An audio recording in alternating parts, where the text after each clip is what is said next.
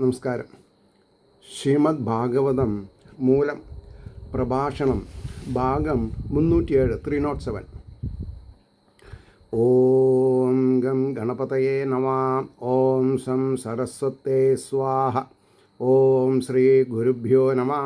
ഓം ശ്രീ രംഗനാഥശർമ്മണേ നമഃ. നാരായണ നാരായണ നാരായണ നാരായണ നാരായണ നാരായണ നാരായണ നാരായണ നാരായണ നാരായണ നാരായണ. ഓം ശ്രീകൃഷ്ണാർപ്പണമസ്തു. ഓം ശ്രീകൃഷ്ണായ പരബ്രഹ്മണേ നമഃ. ഓം ശ്രീകൃഷ്ണായ പരമാത്മനേ നമഃ. ഹരേ രാമ രാമ രാമ ഹരേ ഹരേ. ഹരേ കൃഷ്ണ കൃഷ്ണ കൃഷ്ണ ഹരേ ഹരേ. ഓം ശ്രീ രുക്മിണി സത്യഭാമ സമേത ശ്രീ ഗോപാലകൃഷ്ണസ്വാമിനേ നമഃ. ശ്രീമദ് ഭാഗവതം തൃതീയ സ്കന്ധം അധ്യായം 29 34 ശ്ലോകമാണ് ഇന്ന് പറയാനുള്ളത്, മുതൽക്കാണ് ഇന്ന് പറയാനുള്ളത്. മനസ്സൈതാനി ഭൂതാനി പ്രണമേൽ ബഹുമാനയൻ ഈശ്വരോ ജീവകലയാ പ്രവിഷ്ടോ ഭഗവാൻ ഇതി.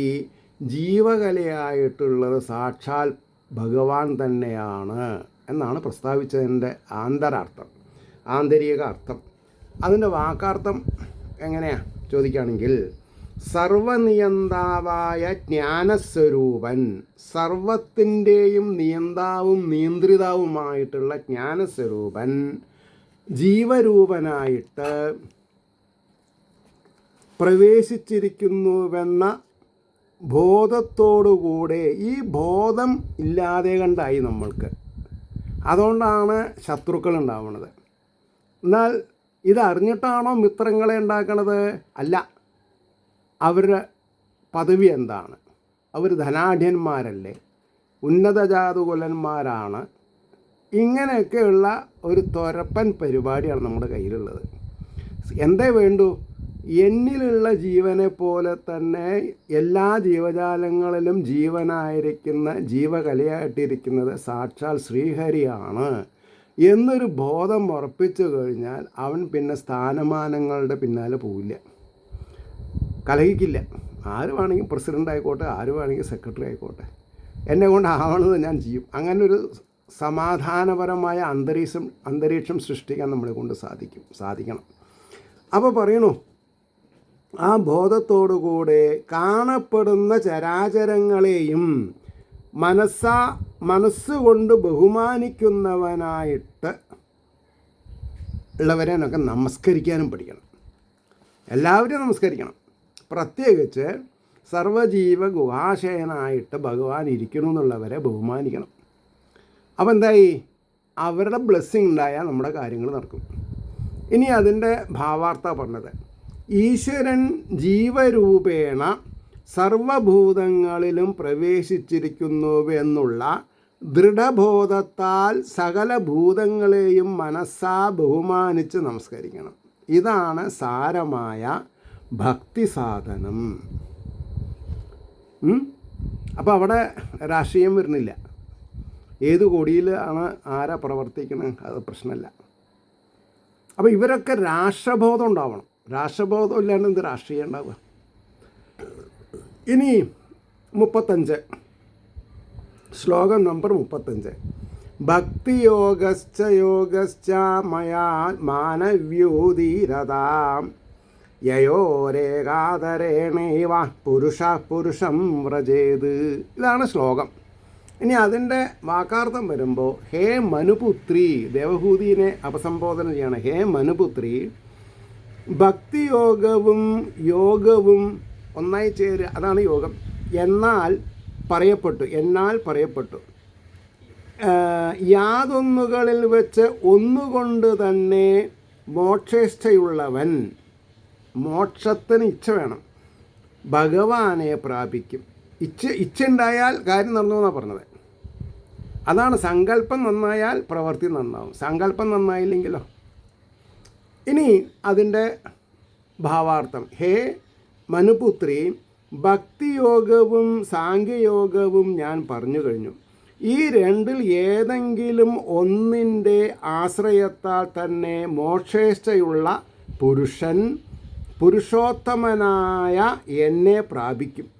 ഗ്യാരണ്ടിയാണ്. ഈശ്വരൻ്റെ യഥാർത്ഥ രൂപം അറിയുകയും അതായിട്ട് തന്നെ ഭവിക്കുകയും ചെയ്യും. നിരാകാരത്തിൽ സ്വസ്തി പ്രജാഭ്യാം പരിപാലയന്താം. ആ മനസ്സ് അങ്ങനെ വന്നാൽ മതി.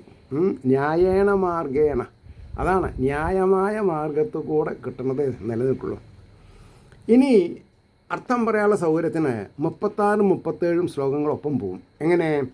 ഏതൽ ഭഗവതോ രൂപം ബ്രഹ്മണ പരമാത്മന പരം പ്രധാനം പുരുഷം ദൈവം കർമ്മ വിചേഷ്ടിതം രൂപഭേദാസ്പദം ദിവ്യം കാലയിത്യാഭിധീയതേ ഭൂതാനാം മഹദാദീനാം യതോ ഭിന്നദൃശാം ഭയം. അതിൻ്റെ വാക്കാർത്ഥ പറഞ്ഞത് മഹത്തത്വമായും പ്രകൃതിയായും പ്രകൃതിയെ പ്രവർത്തിപ്പിക്കുന്നവനായും ദേവതാവർഗമായും കർമ്മങ്ങളിൽ ബഹുവിധ വ്യാപാരങ്ങളോടും കൂടിയ ഇന്ദ്രിയവർഗമായും രൂപങ്ങളുടെ മാറ്റത്തിന് കാരണമായും അത്ഭുതമായ പ്രഭാവത്തോടു കൂടിയും ഇരിക്കുന്ന ബ്രഹ്മമായും പരമാത്മാവായും ഇരിക്കുന്ന. അപ്പോൾ എന്തൊക്കെ വിശേഷങ്ങളാണ് ഉണ്ടായത് ശ്രദ്ധിക്കണം. ഭഗവാന്റെ ഈ രൂപം കാലം എന്ന് പറയപ്പെടുന്നു. കാലം എന്ന് പറഞ്ഞാൽ സമയം ഘനീഭവിച്ചതാണ് കാലമാവുന്നത്. കുറേ സമയമാകുമ്പോൾ അത് കാലമായിട്ട് മാറും. യാതൊന്നിൽ നിന്ന് മഹത്വത്വം മുതലായ മഹാഭൂതങ്ങളെ ഈശ്വരനിൽ നിന്ന് അന്യമായിട്ട് കാണുന്നവർക്ക് പേടിയുണ്ടാകുന്നു എന്നാണ്. അപ്പോൾ മഹത്വത്വം മുതലായ ഭൂതങ്ങളെ ഈശ്വരനിൽ നിന്ന് അന്യമായിട്ട് കാണരുത്. അത് ഈശ്വരനാണെന്ന് മനസ്സിലാക്കണം. അവിടെയാണ് തെറ്റുപറ്റിയത്. അതിൻ്റെ ഭാവാർത്ഥം നോക്കൂ.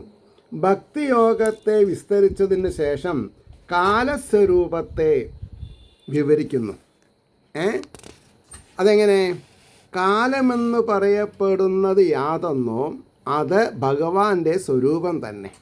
അപ്പോൾ നമ്മൾ എത്ര ഓണമുണ്ടു, ആ കാലം ഈശ്വരനാണ് ഈ ഞഞ്ഞം കഴിപ്പിക്കണത്, ദഹിപ്പിക്കണതും.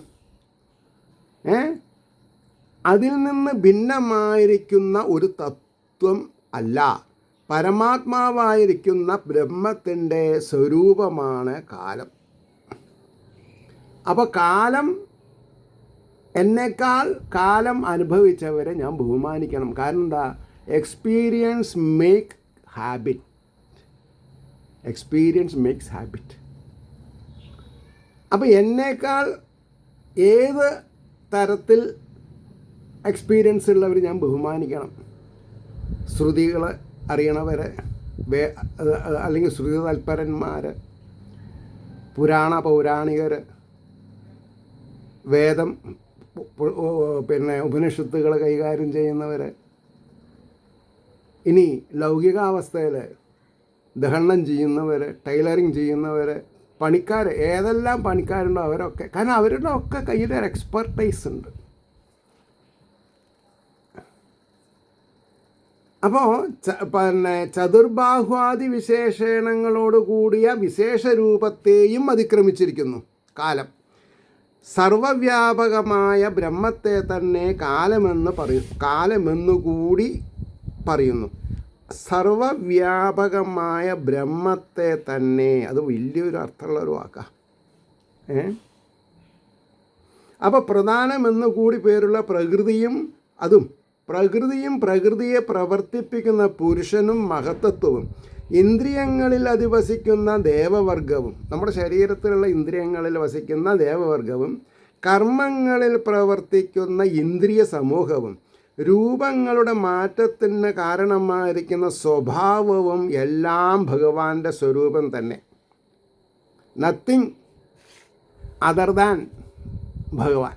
എല്ലാം ഭഗവാനാണ്. ഒരു ഉരുള മണ്ണ് അത് വിഗ്രഹമായിട്ട് മാറുമോ, പാത്രമായിട്ട് മാറുമോ, എന്നുള്ളത് സൃഷ്ടികർത്താവ് രജോ ഗുണപ്രധാനിയായിട്ടുള്ള അംശം ആ ആർട്ടിസ്റ്റിൻ്റെ ഉള്ളിലുള്ളത് രൂപം പ്രാപിക്കുമ്പോൾ അത് ഈശ്വരനാണ്. നമ്മളെ കൊണ്ട് അങ്ങനെ ചെയ്യാൻ പറ്റുമോ? ഇല്ല. അപ്പോൾ അവിടെ കമ്പാരിസൺ പാടില്ല. എല്ലാവരും ബഹുമാനീയരാണ്. അതുപോലെ കാലവും ഭഗവത് സ്വരൂപമാകുന്നു. മഹതാദികളായ തത്വങ്ങളെ ഈശ്വരനിൽ നിന്ന് ഭിന്നങ്ങളായി കാണുന്നവർക്ക് ജന്മമരണാദി ഭയത്തെ ജനിപ്പിക്കുന്ന പരമേശ്വരൻ്റെ സ്വരൂപം തന്നെ കാലം. അതായത് ഭയം. മരിക്കുമോ, ഞാൻ മരിക്കുമോ, എന്നെ പേടിച്ചിട്ട് വല്ല കാര്യമുണ്ടോ? മരണത്തിനെ തടയാൻ ആർക്കെങ്കിലും പറ്റുമോ? ഇല്ല. അപ്പം എന്ത് വേണം? ജനിക്കാതെയിരിക്കണമെങ്കിൽ പ്രസൻറ്റ് ജന്മത്തിൽ മുക്ഷത്വം സാധിക്കണം. അതെങ്ങനെ? വളരെ സിമ്പിളാണ്. എന്താണെന്നാ പറയുക, സാമ്യമായിട്ട്, സുഖദുഃഖങ്ങളെ സാമ്യമായിട്ട് കാണുക, ആനന്ദം പരമാനന്ദത്തിൽ ലയിക്കുക, എല്ലാവരെയും സ്നേഹിക്കുക, ബഹുമാനിക്കുക, ആദരിക്കുക. അത്രയേ ഉള്ളൂ, വേറൊന്നുമില്ല. 38 ശ്ലോകം. യോ അന്തഃപ്രവിശ്യ ഭൂതാനി ഭൂതൈരത്യാഖിലാശ്രയാ സ വിഷ്ണുവാഖ്യോ അധിയജ്ഞോ അസോ കാലയതാം പ്രഭു. യാതൊന്ന് ഭൂതങ്ങളെ ഉള്ളിൽ പ്രവേശിച്ചിട്ട് ഭൂതങ്ങളെ കൊണ്ട് തന്നെ സംഹരിക്കുന്നുവോ ഈ കാലം വശീകരിക്കുന്നവരുടെ പേരിലും അധികാരമുള്ളവനും സകലത്തിൻ്റെയും ആശ്രയമായിരിക്കുന്നവനും യജ്ഞങ്ങളുടെ ഫലം കൊടുക്കുന്നവനും വിഷ്ണു വ്യാപകൻ എന്നു പേരുള്ളവനുമാകുന്നു. യജ്ഞങ്ങളുടെ ഫലം കൊടുക്കുന്നവനും വിഷ്ണു വ്യാപകൻ എന്ന് പേരുള്ളവനുമാകുന്നു. അപ്പോൾ ഇതാണ് ബ്രഹ്മസ്വരൂപം എന്ന് പറഞ്ഞാൽ, കാലസ്വരൂപൻ. ഇനി അതിൻ്റെ ഭാവാർത്ഥം പറയണു. സർവത്തിനും ആശ്രയമായും സർവങ്ങളെയും വശീകരിക്കുന്ന ബ്രഹ്മാദിദേവന്മാരെയും സ്വവശമാക്കി തീർക്കുന്ന സർവേശ്വരനായും യജ്ഞാദി കർമ്മങ്ങളുടെ ഫലദാതാവായും സർവവ്യാപകമായിരിക്കുന്നതിനാൽ വിഷ്ണു എന്ന് പറയപ്പെടുന്നതുമായിരിക്കുന്ന കാലം സർവഭൂതങ്ങളുടെയും അന്തർഭാഗത്തിൽ പ്രവേശിച്ചിട്ട് പഞ്ചമഹാഭൂത വികാരങ്ങളെ കൊണ്ട് തന്നെ സർവത്തെയും സംഹരിക്കുന്നു. സർവസംഹർത്താവായ പരമേശ്വരന് കാലം എന്നു പേർ പറയുന്നു. അപ്പം മരണം സംഭവിക്കുന്നത് കാലം കൊണ്ടാണ്. ഭഗവാന്റെ കൃത്യനിർവഹണമാണ് കാലം. ഇന്ന് എൻ്റെ മരുമകൻ്റെ വലിയ അമ്മാവൻ 84 വയസ്സായി. Somewhere in near Vazhani dam ആണ് താമസം അദ്ദേഹം. അപ്പോൾ ഞാൻ, എൻ്റെ മൂത്ത അളിയൻ, എൻ്റെ ഭാര്യയും കൂടി കാലത്ത് 7 മണിക്ക് ഗിരി എന്ന് പറയുന്ന എൻ്റെ കുടുംബക്കാരനുമാണ്, ഓട്ടോറിക്ഷക്കാരനുമാണ്. അദ്ദേഹമാണ് സാരഥി. അങ്ങനെ ഞങ്ങൾ യാത്ര പുറപ്പെട്ടു 7 മണിക്ക്. യാത്ര പുറപ്പെട്ടുമ്പോൾ എന്തോ ഒരു മൂളൽ ഇഞ്ചിന്, കാറിൽ നിന്ന് ഇഞ്ചിനെന്ന് പറയാൻ പാടില്ല. അപ്പോൾ ഇവൻ പറഞ്ഞു മടങ്ങി വന്നിട്ട് നമ്മൾക്ക് വണ്ടി എന്തായാലും ഒന്ന് ഒരു കംപ്ലീറ്റ് ചെക്കപ്പിന് ഇടണം എന്ന് പറഞ്ഞു. ഓ ശരിയെന്നും പറഞ്ഞു. ഞങ്ങൾ പോയി ബാക്കി കാര്യങ്ങളൊക്കെ കഴിഞ്ഞ് ഞങ്ങൾ മടങ്ങി. ഒരു 11 മണിക്ക് ഞങ്ങൾ 11:09 ഞങ്ങൾ മടങ്ങി. 11:10 വിചാരിച്ചോളൂ. അപ്പോൾ എൻ്റെ മൂത്ത അളിയന് പരസ്യമായിട്ട് ഓപ്പൻ ഇതിൽ മൂത്രമൊഴിക്കാൻ പറ്റില്ല. അതൊരു അവശത, അത് പറ്റില്ല. അപ്പോൾ പറഞ്ഞു ചായ കുടിക്കാം, അപ്പോൾ നല്ല റെസ്റ്റോറൻറ്റ് നോക്കി നിർത്തിക്കോളൂ എന്ന് പറഞ്ഞു. അപ്പം ഞാൻ മനസ്സിൽ വിചാരിച്ചു, അകമല ശാസ്താവ് കഴിഞ്ഞാൽ റെയിൽവേ ഓവർബ്രിഡ്ജ് ഉണ്ട്, അല്ല അണ്ടർപാസാ, മുകളിൽ കൂടെ റോഡും പിന്നെ താഴത്തു കൂടെ വണ്ടിയും പോകണതാണ്. അത് കഴിഞ്ഞാൽ ലെഫ്റ്റ് സൈഡിൽ ഷൊർണൂർക്ക് വരുന്ന സമയത്ത് ഏതാനും ഹോട്ടലുകളുണ്ട്, മൂത്രമൊഴിക്കാനുള്ള സൗകര്യം ഉണ്ടെന്ന് എനിക്കറിയാം, അവിടെ പോകാമെന്ന് പറഞ്ഞു. ശരിയെന്ന് പറഞ്ഞു. അവിടേക്ക് എത്താൻ ഒരു 1.5 കിലോമീറ്റർ ഉള്ള സമയത്ത് റെസ്റ്റോറൻറ്റ് പിന്നെ വെജിറ്റേറിയൻ പറഞ്ഞിട്ട് ബോർഡ്. വണ്ടി നിർത്താൻ പറഞ്ഞു ഞാൻ. വണ്ടി നിർത്തി. എന്നാൽ ഒരു മിനിറ്റ്, ഞാൻ വണ്ടി റിവേഴ്സിലിട്ടിട്ട് എന്താണെന്നാ പറയുക, പിന്നെ സമാന്തരമായിട്ട് വണ്ടികൾ പാർക്ക് ചെയ്യാൻ സാധിക്കുന്ന കൂടുതൽ ഇടട്ടെ പറഞ്ഞിട്ട് ഇവൻ റിവേഴ്സ് ടീം ഒരു ശബ്ദ ഹട്ട് വണ്ടി നിർത്തി.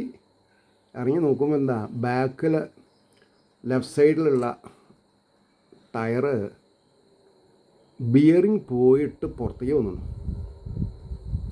അപ്പോൾ ഏതൊരു ശക്തിക്കാണ് ഞാൻ വിഹഗവീക്ഷണം ചെയ്തിട്ടുള്ള സ്ഥലത്തിൻ്റെ മുമ്പേ ഒരു റെസ്റ്റോറൻറ്റ് കാണാനും അവിടെ വണ്ടി നിർത്താൻ പറയാനും സാധിച്ചത്, അവിടെയാണ് ദൈവികത. അല്ലെങ്കിൽ വണ്ടി മര്യാദ സ്പീഡിലാണ്, ചക്രം ഉരി പോവും, ബെയറിങ് പോയിട്ടുണ്ടെങ്കിൽ എന്തു വേണമെങ്കിലും സംഭവിക്കാം. അപ്പോൾ എൻ്റെ കാലം ഞാൻ നിങ്ങളോട് പലപ്പോഴും പറഞ്ഞിട്ടുണ്ട്, എൻ്റെ കയ്യിലല്ല, കാലപുരുഷൻ്റെ കയ്യിലാണ് എന്ന് ഞാൻ എപ്പോഴും പറയാറുണ്ട്. പിന്നെ ഞങ്ങൾ ആദ്യം ചെയ്തത് ചായ കുടിച്ചു, ഓരോ റോസ്റ്റും കഴിച്ചു. ഇവൻ അതാണ് ഈശ്വരാനുഗ്രഹം. ജസ്റ്റ് ഒരു 20 മീറ്റർ നടന്നാൽ കാണുന്ന സ്ഥലത്ത് വർക്ക്ഷോപ്പാണ്. അതും ഗവൺമെൻറ് അപ്രൂവ്ഡ് വർക്ക്ഷോപ്പ്. അവിടെ പോയി ആ പയ്യൻ വന്ന് ജാക്കി വെച്ചു. ജാക്കി വെച്ചപ്പോൾ വണ്ടി ഉയർന്നതും ഈ ബിയറിങ് പോയിട്ടുള്ള ചക്രം തന്നെ താഴത്തേക്ക് വീഴാണ്, വിത്തൗട്ട് എനി ഫോഴ്സ്. എന്താണ് അർത്ഥം? അവിടെ വണ്ടി നിർത്തിയിട്ടില്ലായിരുന്നെങ്കിൽ വണ്ടി മറിഞ്ഞേനെ. അപ്പോൾ ഈ പ്രേരണ എവിടുന്ന് കിട്ടി? ഉള്ളിൽ നിന്നാണ് കിട്ടിയത്. അതാണ് ഈശ്വരീയത. ഞാൻ വേറെ ഒന്നും പറയണില്ല. To be kind to all. നമ്മുടെ അടിസ്ഥാന ബേസിക് പ്രവണത എന്താ? To be kind to all. Krishna Rama Govinda, Ramakrishna Govinda. അപ്പോൾ ഗോവിന്ദനും അച്യുതനും അമൃതസ്വരൂപനുമായിരിക്കുന്ന ഭഗവാൻ നമ്മൾക്ക് വേണ്ട പരിരക്ഷ തരുന്നു എന്നുള്ളതിൻ്റെ ഒരു ഉത്തമ ഉദാഹരണമായിട്ടാണ് ഞാനിതിനെ കണ്ടത്, വേറൊന്നുമില്ല. അപ്പോൾ എനിക്ക് ആ ബിയറിങ് മാറ്റാൻ മാത്രം ഉള്ള ചിലവ് അവൻ്റെ എല്ലാം കൂടി ഒരു 250 റുപ്യ ഇട്ട് ഞാൻ 1300 റുപ്യ പാസ് ചെയ്തു അവന്. കാരണം എന്താ, പിന്നെ അന്വേഷിച്ച് നോക്കുമ്പോൾ എന്താ, ഹി ബിലോങ്സ് ടു പട്ടാമ്പി. അതാണ് ഏറ്റവും വലിയ തമാശ. അപ്പോൾ പട്ടാമ്പി രാജഗോപാലിൻ്റെ വണ്ടി ഭഗവാൻ രക്ഷിച്ചു. പട്ടാമ്പിക്കാരനായിട്ടുള്ള ഒരു മുസ്ലിം സഹോദരനെ കൊണ്ട് അത് നേരാക്കിപ്പിച്ചു. അതാണ് പറഞ്ഞു വരണം എൻ്റെ താല്പര്യം. അപ്പോൾ യാതൊന്നു കാൺമതു നാരായണ പ്രതിമ, യാതൊന്നു കേൾപ്പതു നാരായണ നാമം എന്നുള്ളവർക്ക് എല്ലാം സ്വന്തക്കാരാണ്. കാരണം എന്താ, നാരായണനാണ് ഇതിൻ്റെ അടിസ്ഥാന പ്രിൻസിപ്പിൾ. അതാണ് ഇവിടെ പറഞ്ഞത്. അന്തർഭാഗത്തിൽ പ്രവേശിച്ചിട്ട് പഞ്ചമഹാഭൂത വികാരങ്ങളെ കൊണ്ട് തന്നെ സർവത്തെയും സംഹരിക്കുന്നു. സർവസംഹർത്താവായ പരമേശ്വരന് കാലം എന്നു പേർ. ഇവിടെ പരമേശ്വരൻ എന്ത് ചെയ്തു? ഇയാൾക്ക് കുറച്ചും കൂടി സമയം കൊടുക്കണം. അതാണ് ഉദ്ദേശം, അത്രയേ ഉള്ളൂ. അപ്പോൾ ഇനി അടുത്തത് 39. ന ച ഹസ്യ കശ്ചിത് ദയിതോ ന ദേഷ്യോ ന ജപാന്തവ. ആരോടും ദേഷ്യം തോന്നരുത്, ആരോടും ബന്ധുത്വം തോന്നുകയാണെങ്കിൽ എല്ലാവരോടും ബന്ധുത്വം ഉണ്ടായാൽ മതി. എന്ത് ചെയ്യണ്ട, ദേഷ്യം പാടില്ല. ആവിശത്യ പ്രമത്തോ അസോ പ്രമത്തം ജനമന്ദകൃത്. ഇവന് ഒരുവൻ പ്രിയനല്ല. ആർക്ക്? ഇതാണ് ഇപ്പോൾ നമ്മളിപ്പോൾ ഈ ഗുരുവായൂർ പോയിട്ടുണ്ടെങ്കിൽ ചിലവർ ആമയെ കണ്ടാലും പിന്നെ ഭഗവാൻ ഹരിയാണെന്ന് പറയും. പിന്നെ പ്ലാസ്റ്റർ ഓഫ് പാരീസ് കൊണ്ട് ഉണ്ടാക്കിയുള്ള കൃഷ്ണനെ എടുത്ത് അലങ്കരിച്ച് അങ്ങനെ സംസാരിപ്പിച്ചും യൂട്യൂബ് റീൽസൊക്കെ ഉണ്ടാക്കിയിട്ട് ഒരുപാട് സമർത്ഥന്മാരുണ്ട്. ഭഗവാന്റെ നാമധേയങ്ങൾ വിറ്റ് തിന്നുന്ന ആൾക്കാരുണ്ട്. പക്ഷേ അവരെ അത് കേട്ട് അന്താളിക്കുന്നവരും അല്ലേ എന്ത് മനസ്സിലാക്കണം? ഇവന് ഒരുവൻ പ്രിയനല്ല, ദേഷ്യപ്പെടുവാനും യോഗ്യനല്ല, ബന്ധുവുമല്ല, പ്രമാദം എന്ന ദോഷമില്ലാതിരിക്കുന്നവനും. അവിടെ പ്രമാദം എന്നുള്ളത് ദോഷം എന്ന് പറഞ്ഞാൽ പ്രമാദം എന്ന് പറഞ്ഞാൽ തലയ്ക്ക് സുഖമില്ലായ്മ എന്ന് അർത്ഥം പറയാം അവിടെ. അപ്പോൾ തലയ്ക്ക് സുഖമില്ലായ്മ എന്ന ദോഷം ഇല്ലാതിരിക്കുന്നവനും നശിപ്പിക്കുന്നവനുമായ ഏത് ഈ ദോഷം ഉണ്ടെങ്കിൽ അതിനെ നശിപ്പിക്കുന്നതുമായ ഇവൻ മനസ്സിരുത്താതിരിക്കുന്ന ജനത്തെ പ്രവേശിക്കുന്നു. അതായത് നെഗറ്റിവിറ്റി ആരെ പ്രവേശിക്കും? ഈശ്വര ചൈതന്യത്തിനെ ബഹുമാനിക്കാത്തവരിൽ നെഗറ്റിവിറ്റി ഉണ്ടാവും. അതതിൻ്റെ കോമൺ നേച്ചറാണ്. ഇത് പറഞ്ഞാൽ മുഴുവൻ മനസ്സിലായി ഉണ്ടാവില്ല. അതിൻ്റെ ഭാവാർത്ഥം നോക്കിക്കോളൂ. ഈ കാലസ്വരൂപനായ ഈശ്വരന് ഒരുവൻ പ്രിയാസ്പദമോ മറ്റൊരുവൻ ദോഷാസ്പദമോ അല്ല. ഭഗവാൻ സാക്ഷിയാണ്. അപ്പോൾ ബാന്ധവനോ ആയിട്ടില്ല. സർവദാ ജാഗരൂകനായ ഈ ദേവൻ സ്വരൂപത്തെക്കുറിച്ച് ചിന്തിക്കാതെ വിഷയാസക്തരായിരിക്കുന്ന സർവജനത്തെയും ബാധിക്കുകയും അവരുടെ അവസാനത്തെ വരുത്തുകയും ചെയ്യുന്നു. നെഗറ്റിവിറ്റി ഉള്ളവരെ, ഇപ്പം കംസൻ, രാവണൻ ഒക്കെ അതിൽപ്പെട്ടതാണ്. സ്വരൂപവിചാരം ചെയ്യുന്നവർ, അതായത് ഭഗവാന്റെ സ്വരൂപവിചാരം ചെയ്യുന്നവർ ആത്മാവിനെ സ്വരൂപമായി അറിയുന്നതിനാൽ അവർക്ക് മരണമില്ല എന്ന് സൂചിപ്പിച്ചു. എന്ന് പറഞ്ഞത് അവർ ജനിക്കില്ലേ? ഇനി മരണമില്ല എന്ന് പറയണമെങ്കിൽ ജനിക്കാണ്ടിരുന്ന പോരെ. അതാണ് ഈസി. ഇനി 40-ാമത്തെ ശ്ലോകം. യത് ഭയദ്വാദിവാദോയം യത് ഭയാത് വാദിവാദോയം വാദവാദോയം സൂര്യസ്തപതി യത് ഭയാത്.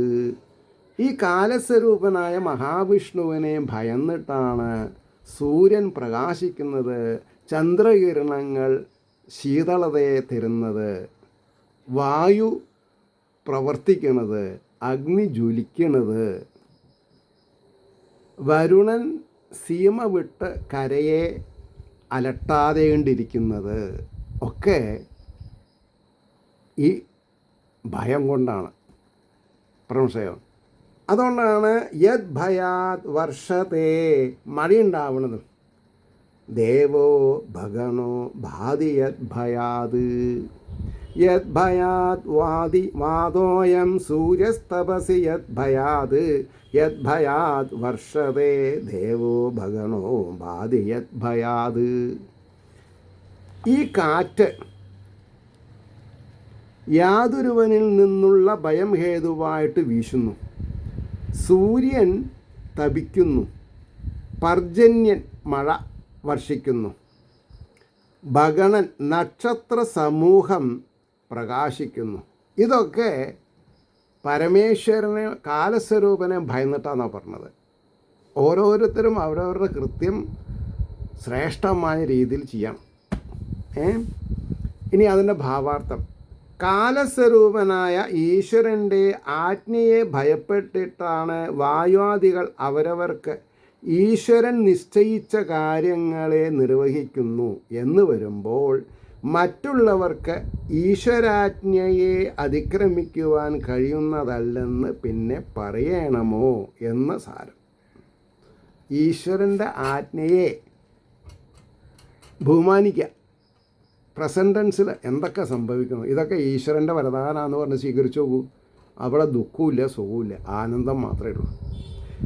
കാലസ്വരൂപനായ ഈശ്വരനെ ഭയപ്പെട്ടിട്ട് കാറ്റ് കാലാനുസരണം സർവത്ര പ്രചരിക്കുന്നു. സൂര്യനും കാലാനുരൂപം തപിക്കുന്നത് ഈശ്വരഭയം നിമിത്തം തന്നെ. വർഷാധിപനായ ഇന്ദ്രൻ വർഷിക്കുന്നതും കാലത്തെ ഭയപ്പെട്ടിട്ട് തന്നെ. നക്ഷത്ര സമൂഹം പ്രകാശിക്കുന്നതും കാലഭയത്താലാകുന്നു. ലോകയാത്രയെ നിർവഹിക്കുന്ന ദേവന്മാർ കൂടെ ഭീതന്മാരാണെന്ന് വന്നിരിക്കയാൽ മറ്റുള്ളവരെ പറ്റി പറയേണ്ടതില്ലെന്ന് സാരം. ഭീഷാസ്മാദ്വാദപവതോ ഭീഷോദേതി സൂര്യ ഭീഷാദ് അഗ്നിശ്ച ഇന്ദ്രശ്ച മൃത്യുർധാവതി പഞ്ചമ എന്ന് പ്രമാണം പറയുണ്ടായി. അതായത് എന്ന ശ്രുതി പ്രകാരം ശ്ലോകത്തിൽ അടങ്ങിയിരിക്കുന്നു. അതായത് പഞ്ചമഹാഭൂതങ്ങൾ പ്രവർത്തിക്കുന്നതൊക്കെ ഈ കാലപ്രമാണത്തിനനുസരിച്ചിട്ടാണ് എന്ന് പറഞ്ഞു. 41 ശ്ലോകം പറയണു. യത് വനസ്പതയോ ഭീതാലതാശ ഔഷധിഭി സഹാ സ്വേ സ്വേ കാലേ അഭിഗൃഹന്തി പുഷ്പാണി ച ഫലാനി ച. വൃക്ഷങ്ങൾ, ലതാദികൾ എപ്പോൾ കിളിർക്കണു, എപ്പോൾ പൂക്കണു, എപ്പോൾ ഫലത്തെ തരുന്നു, എപ്പോൾ അതിനെ നശീകരിപ്പിക്കുന്നു. ഇതും കാലത്തിൻ്റെ മായയിൽപ്പെട്ടതാണ്. അതായത് വൃക്ഷങ്ങളും വല്ലികളും ഔഷധച്ചെടികളോടുകൂടെ യാതൊന്നിനെയും ഭയപ്പെട്ടവനായിട്ട് അതാതിൻ്റെ കാലത്തിൽ പുഷ്പങ്ങളെയും ഫലങ്ങളെയും പ്രകാശിപ്പിക്കുന്നു. വൃക്ഷങ്ങളും ലതകളും കാലഭീതി നിമിത്തം അവരവർക്കുള്ള കാലത്തെ അതിക്രമിക്കാതെ പുഷ്പങ്ങളെയും ഫലങ്ങളെയും പ്രകടിപ്പിക്കുന്നു എന്നാണ് പറഞ്ഞത്. അവിടെ നിർത്താം. ഏവർക്കും ശ്രീഹരിയുടെ അനുഗ്രഹാശിസ് നിർലോഭമുണ്ടാവട്ടെ എന്നും ലോകാസമസ്ത സുഖിനോ ഭവന്തു ആയിരിക്കട്ടെ നമ്മുടെ പ്രാർത്ഥന എന്നും സ്മരിച്ചുകൊണ്ട് വാക്കുകൾ ഉപസംഹരിക്കുന്നു. നമസ്കാരം. നാളെ കാണാം.